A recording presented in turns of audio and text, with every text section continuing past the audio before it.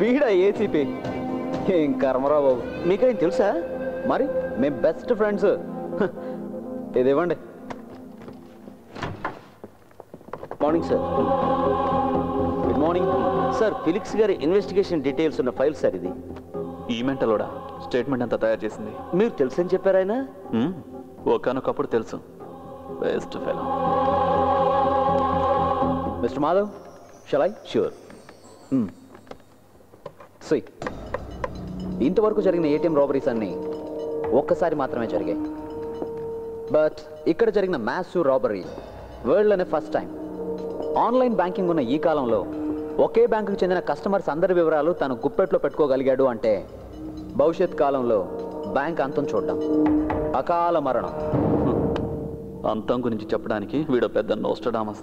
అంటే మీరేం చేయలేనంటారా? నో, నేనేం అలా అనలేదు మాధవ్. చూడండి, ఈ ఏసీపీ ఏం చెప్పాడో నాకు తెలియదు, కానీ ఈ రాబరీ వెనకాల ఒక టెక్నికల్ మెథడ్ ఉంది. దాన్ని ప్రతిభ అని నేను అంటాను.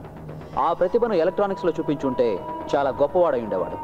బట్ అదే సమయంలో తన ప్రతిభను అన్ని బ్యాంకులు ఇలాగే చూపించుంటే అన్ని బ్యాంకులు కూడా ఇబ్బందుల్లో పడుండేవి. ఇక్కడ ఈ బ్యాంకులో మాత్రమే ఇలా జరుగుతోంది అంటే ఇది కేవలం డబ్బు కోసం జరుగుతున్న రాబరీ కాదు, బ్యాంకు నాశనాన్ని కూడా కోరుకుంటున్నాడు. బహుశా అది ఒక్కరు కావచ్చు, కొందరు కావచ్చు, లేదా ఒక సంస్థ అయినా కావచ్చు. మిస్టర్, మీరు మీ సైంటిఫిక్ సైడ్ మాత్రం ఎక్స్ప్లెయిన్ చేస్తే చాలు. దొంగ ఎవరైనా కావచ్చు, పట్టుకునేది పోలీసులు. మా పని మమ్మల్ని చేసుకునివ్వండి. మీ ఘనకార్యాల గురించి చెప్పక్కర్లేదు. ఏటీఎంకి వచ్చే వాళ్ళ పాకెట్స్, బ్యాగ్స్, చివరికి అండర్వేర్లు కూడా చెక్ చేస్తున్నారు. ఈ కారణంగా చాలా మంది అకౌంట్స్ క్లోజ్ చేసుకుంటున్నారు, తెలుసా మీకు? అందువల్లనే హోమ్ మినిస్టర్తో మాట్లాడి ఏటీఎం దగ్గర పోలీసుల్ని తీసేయించాల్సి వచ్చింది.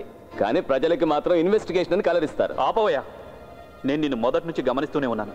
కాకి డ్రెస్ అంటేనే నీకు పడనట్టుంది. మిస్టర్, మహత్తరమైన విషయం ఏదైనా కనిపెడితే కొంచెం మాకు చెప్పు. అంజనా అరోరా. లేదు, ఇతనితో అన్నాను. మిస్టర్ సుందరం. సరే, ఈ అంజనా అరోరా అది అతనితో అన్నాను. మిస్టర్ మాధవ్, ప్రస్తుతానికి మనకి రెండే దారులు ఉన్నాయి. ఒకటి, వెంటనే పిన్ నెంబర్ చేంజ్ చేసుకోమని కస్టమర్స్కి ఆదేశాలు ఇవ్వడం. రెండు, మిషన్లో లోడ్ చేసే కరెన్సీ సీరియల్ నెంబర్ని రికార్డ్ చేసే సిస్టమ్ని ఏర్పాటు చేయడం. Let's see. ఓకే.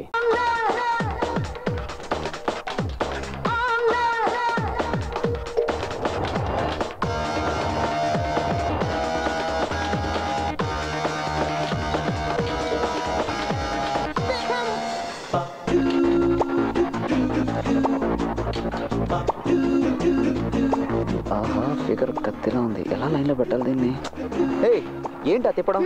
ఈ వయసులో ఇలా కాదు తిప్పాల్సింది. నేను చూపిస్తాను చూడు. ఈ చేయి ఇక్కడ పెట్టు, ఆ చేయి ఇక్కడ పెట్టు. ఇలా డింగ్ డాంగ్ ఇలా తిప్పాలి. ఇలా ఒకసారి, ఇలా ఒకసారి.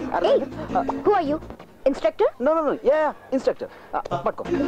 అలాగే ట్విస్ట్ అంత ఎక్కువగా ఉండకూడదు. ఎక్కువగా ఉంటే నడుము పట్టేసుకుంటుంది. అదిగాక ఏం చేస్తున్నావు? ఈ అమ్మాయి చేసి చూపించడానికి ఇక్కడ ఎవరు లేరు. ఏమనుకోకు, నేను వీళ్ళందరిలాగే నేర్చుకున్నాను. Okay, sorry madam.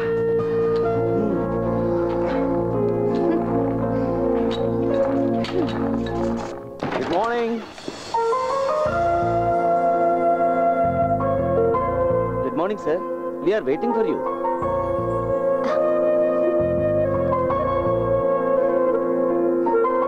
ఈవిడ మిస్ రూప, మా systems head. Mumbai head office నుంచి మీకు అసిస్ట్ చేయడానికి గాను తను ఇక్కడికి వచ్చింది. హలో. హాయ్.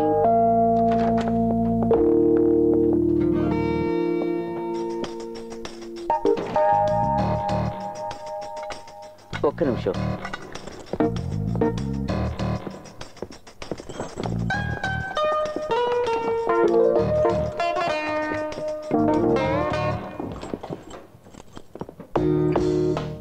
సార్, ఇది అకౌంట్కి రాని డబ్బు. సార్ ఫోన్ చేసి చెప్పారు.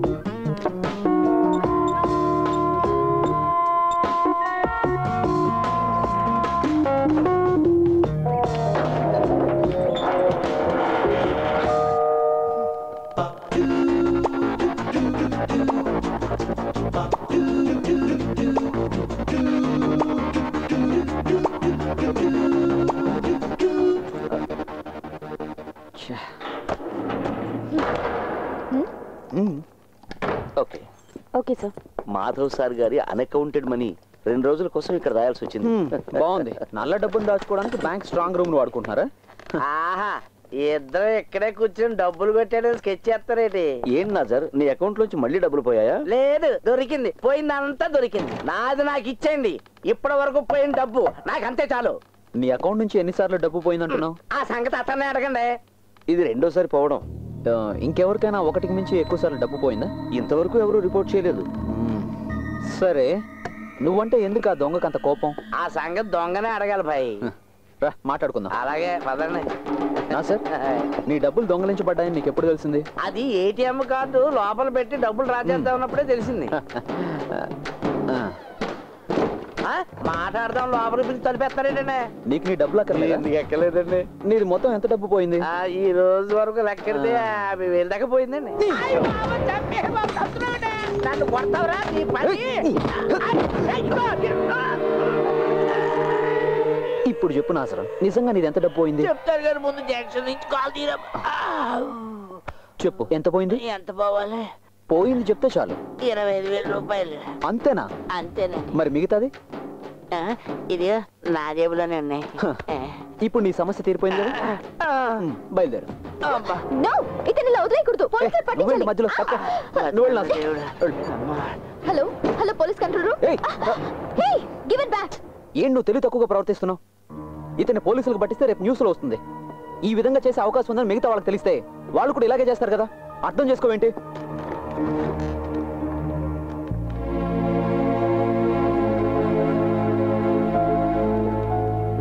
సారీ. It's okay. ఒరే సొక్క మీద సొక్క వేసుకున్నాడా? ఈ వాల్తేరుడితో ఎట్టుకున్నావు. నీ సంగతి ఏంటో తేలిస్తాను తారా.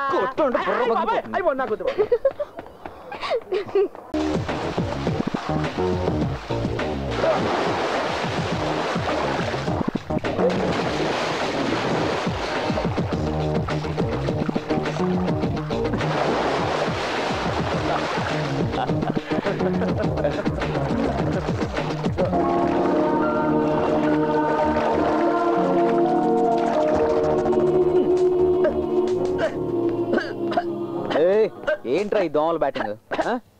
ఇది వాల్టేర్ వాళ్ళకి మాత్రమే తెలిసిన కళ. సాయంత్రం 6 గంటలు 7 గంటల మధ్యలో వాల్టేర్ లో అందరూ ఇదే ఆట ఆడతారు. వయసులో ఉన్న వాళ్ళు వేరే ఆట ఆడతారు. దోమల హంటింగ్. ఈ రోజు మాత్రం ఏంట్రో ఈ దోమల హంటింగ్? ఈ రోజు ఇంకో గెస్ట్ వచ్చారు. పువ్వులా ఉంటుంది, మహా అందగెత్తి అనుకోండి. అరే, వాట్ ఎ సర్ప్రైజ్! హాస్టల్స్ లో పేయింగ్ గెస్ట్ గా ఉండడం అంటే పరమ బోరు. ఉప్మా తప్ప ఏం పెట్టరు. బ్యాంక్ వాళ్ళు ఇచ్చిన గెస్ట్ హౌస్, కుక్కు సౌకర్యాన్ని నేను ఎందుకు వదులుకోవాలి? అది నిజమే కదా. ఏమైనా ఒక అమ్మాయి ఇలా ఒంటరిగా? అదేంటి, పోయిన చోటుకల్లా అమ్మ నన్ను తీసుకెళ్తావా? మరి ఎలా? పర్లేదులే, నేను అలాంటి వాడిని కాదు. చాలా డీసెంట్ గా ఉంటాను. డీసెంట్ కాకుండా నష్టం లేదు, నేను మేనేజ్ చేయగలను. అది సంగతి. ఆడపిల్లలు అలాగే ఉండాలి. ఈ నెల భీముడు వంట చాలా బాగుంటుంది. ఏ హోటల్లోనూ అంత టేస్టీగా ఉండదు. సూపర్ గా చేస్తారు. కాబట్టి ఏం ప్రయోజనం లేదు. అదేంట్రా? సార్ బ్రహ్మచారి కదా, ఈ అమ్మాయిని ఒంటరిగా వదిలేసి వెళ్తే కొంపలు మునిగిపోతాయన్నదే నా భయం.